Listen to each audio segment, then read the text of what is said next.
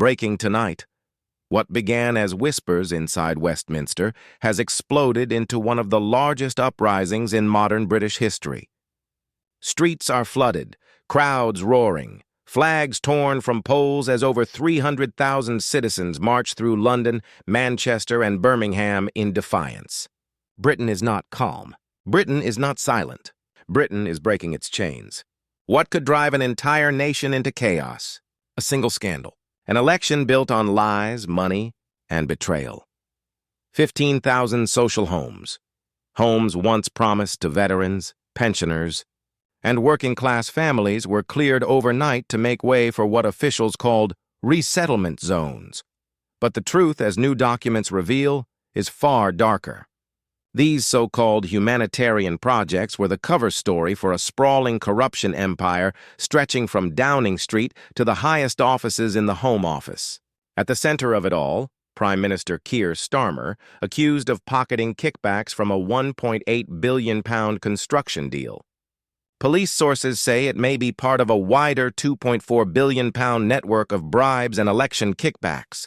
When the scandal broke, Parliament erupted. Furious MPs demanded answers as Starmer was escorted out under heavy police guard. Bottles flew, chants of "resign" echoed across Westminster. What began as politics has become a national reckoning. This isn't just corruption, it's collapse. The roots of this story stretch back to 2023, before Starmer's rise to power.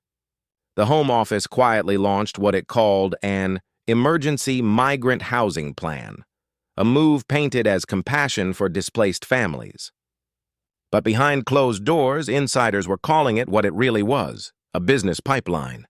5 major contractors were handpicked for the project. All 5 were connected to labor-linked donors. One company stood out, Westbridge Contracts Limited. Their donation trail tells a story of its own. £2.7 million funneled into Starmer's 2024 campaign. Weeks later, Westbridge was rewarded with exclusive government hotel and construction contracts worth over £620 million. The supposed migrant housing initiative, in truth, was the opening phase of a £2.4 billion national housing network now under criminal review. And the victims? Veterans and pensioners. The very people who built and defended the nation now forced from their homes. Over 15,000 social houses once reserved for British citizens, repurposed for resettlement zones under private security. A financial machine disguised as mercy. When the contracts were signed, Britain's integrity vanished with the ink. Then came the leak, a thunderbolt that shattered the illusion. 217 pages of classified Home Office documents labeled confidential, PM's clearance required, appeared in multiple newsroom inboxes.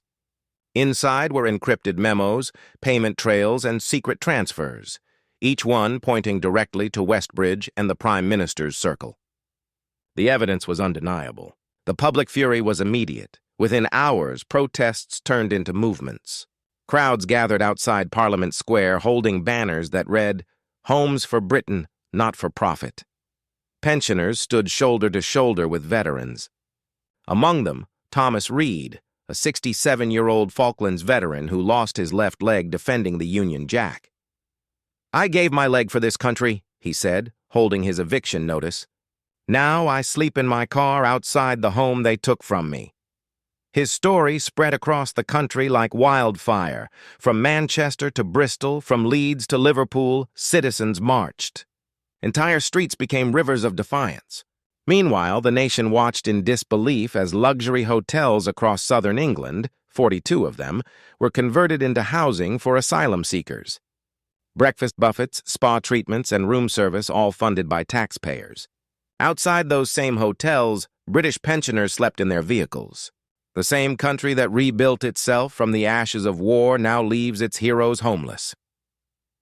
By dusk, Downing Street was surrounded. Police in riot gear formed tight lines, shields trembling under the weight of hundreds of thousands chanting, "Resign! Resign!" Red flares burned against the night sky. Sirens screamed.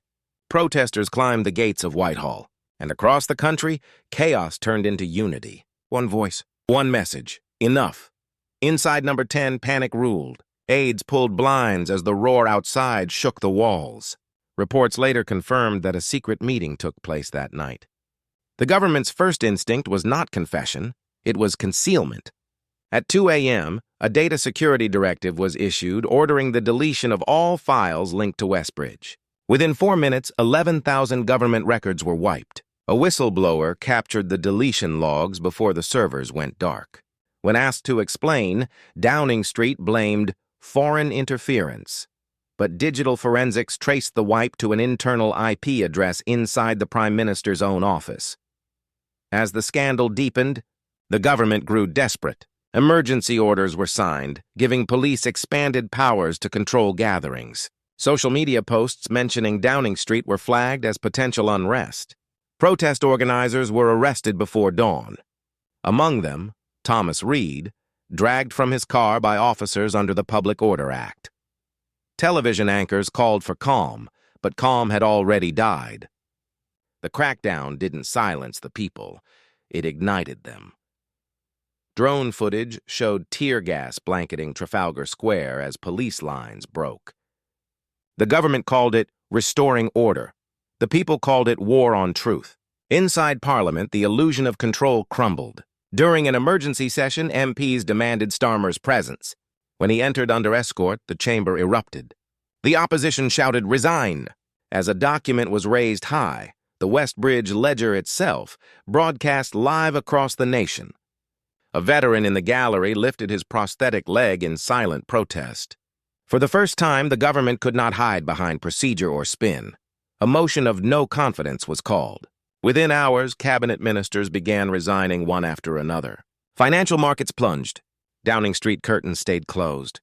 Outside, millions gathered again, not just in anger, but in clarity. This was no longer about party lines or ideology. This was about survival of a nation's soul. Across the country, memorials appeared on doorsteps, flowers, Union Jacks, and handwritten notes that read, "The truth still matters." For 67 seconds, a moment of silence spread across Trafalgar Square. Then someone whispered, "For Britain." The chant rose again, soft at first, then thunderous. "For Britain!" The scandal that began with a few leaked documents had grown into a storm that no one could stop. This was more than corruption, it was an awakening. From the trenches of Falklands veterans to the frozen doorsteps of pensioners, one message echoed through every chant, every banner, every broken window: enough. The £2.4 billion corruption network has already taken down ministers, donors, and advisors, but the real story is not who fell, it's who stood up. Because when a country finally sees the truth, it cannot unsee it. As the smoke clears over Westminster tonight, one thing is certain. This is not the end. This is the beginning of Britain's reckoning. A nation betrayed is a nation reborn. And when the people rise, no curtain, no firewall, no cover-up can stop them. This is the collapse of lies. This is the correction of history. If you believe the truth still matters, stay with Brit News. Subscribe now, stay informed, and never look away. Because the next chapter of Britain's story begins tonight.